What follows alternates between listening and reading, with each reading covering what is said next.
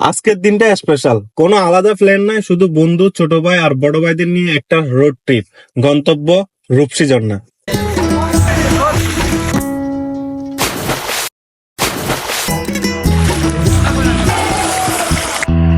হাসি, আড্ডা আর পাহাড়ি রাস্তায় জিরি বাতাস, এটাই আমাদের দিনের শুরু।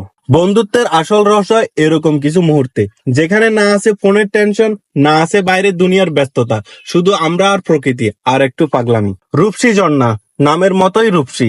প্রথম দেখায় মনে হলো যেন প্রকৃতির এক গোপন খোঁজ আমরা পেয়ে গেছি। ঝর্ণার গর্জন শুনে বোঝা যায় যে কতটা জীবন্ত। ছোট ভাইটা ঝাঁপিয়ে পড়লো পানিতে, বড় ভাই একটু ভদ্রভাবে হাঁটু ভিজিয়ে বসে, আর আমরা শুধু হেসেই যাচ্ছি, কারণ এই মুহূর্তগুলো একদিন শুধু ছবিতে থাকবে, কিন্তু মনের ভিতর থাকবে চিরকাল।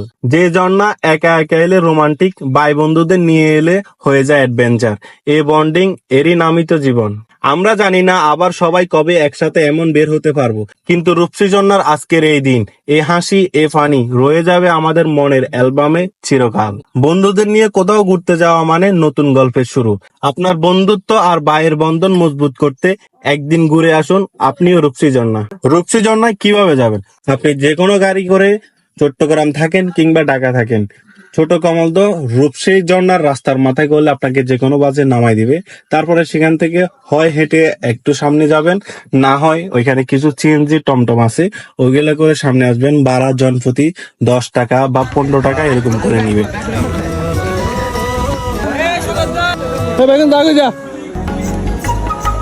Tata tata.